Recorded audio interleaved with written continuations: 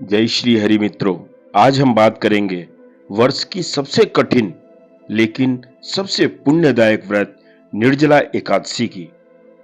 निर्जला एकादशी 2025 आखिर कब है और इसका क्या महत्व है? क्या है इसकी सही व्रत विधि? क्या करना चाहिए और क्या नहीं करना चाहिए? सुनिए और जानिए ताकि व्रत को संपूर्ण और फलदायी बनाएं। निर्जला एकादशी सभी 24 एकादशियों में सबसे कठिन मानी जाती है। निर्जला का अर्थ होता है बिना जल के। इस दिन व्रती अन्न जल फल सब कुछ त्याग कर उपवास करता है।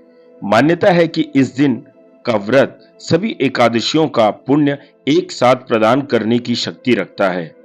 इस व्रत का विशेष संबंध महाभारत के भीमसेन से है। कथा अनुसार ये व्रत नहीं रख पाते थे तो महर्षि वेद व्यास ने उन्हें इस व्रत का पालन करने को कहा, इसलिए इसे भीमसेनी एकादशी भी कहते हैं। जब आप इस व्रत को रखें तो इसकी तैयारी कैसे करें? एक दिन पूर्व यानी दशमी तिथि में रात्रि में आपने सात्विक भोजन करना है। नमक तामसिक वस्तुएं त्याग दें। मन में व्रत का संकल्प लें और फिर अगले दिन प्रातः काल सुबह जल्दी उठकर स्नान करें। घर या मंदिर में भगवान विष्णु का पूजन करें। पीले फूल, तुलसी, गंगा जल, धूप, दीप से पूजा करें और एक बहुत ही प्रभावशाली और बहुत ही पुण्य देने वाला इस मंत्र को जाप करें। ओम नमो भगवते वासुदेवाय। मंत्र को रिपीट कर रहा हूं, ध्यान से सुनिए। ओम नमो भगवते वासुदेवाय। पूरे दिन कुछ भी ना खाएं, जल तक ना लें।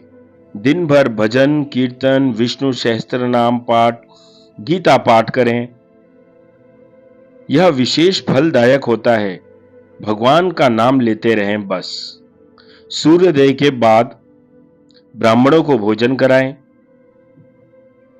दान करें। जल पात्र, वस्त्र, फल, दक्षिणा जो भी आप अपनी सामर्थ्यता अनुसार दे सकते हैं वो उन्हें दें। और फिर स्वयं द्वादशी के दिन व्रत को खोलें। हल्के भोजन से, जैसे दूध, फल, अत्यधिक भोजन ना करें।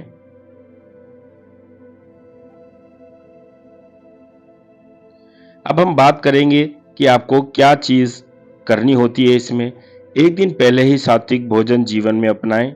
जल का पूर्ण त्याग करें, यही इसका मूल मंत्र है। भगवान विष्णु का स्मरण करें। उपवास का उद्देश्य समझें। नियम संयम ध्यान रखें। क्रोध, झूठ, चुगली, टीवी, मोबाइल व्यर्थ उपयोग ना करें। दिखावे के लिए व्रत ना रखें।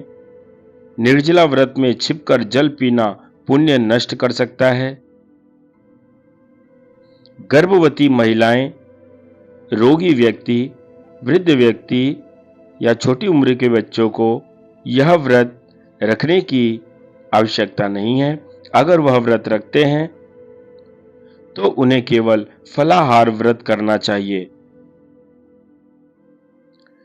दोस्तों, निर्जला एकादशी आत्मसंयम, विश्वास और तप का प्रतीक है। यदि सही श्रद्धा से किया जाए तो यह जीवन में आध्यात्मिक ऊर्जा को आपके जीवन में हमेशा के लिए भर देता है।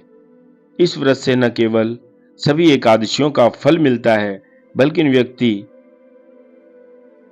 अच्छे कर्मों के द्वारा, अच्छे विचारों के द्वारा, अच्छे मार्ग पर चलकर पापों से मुक्त होकर सही मायने में मोक्ष की ओर अग्रसर होता है। तो आप भी इस व्रत को पूरी श्रद्धा से करें। जीवन में सुख, शांति और भक्ति का संचार हो। ओम नमो भगवते वासुदेवाय। जय श्री हरि।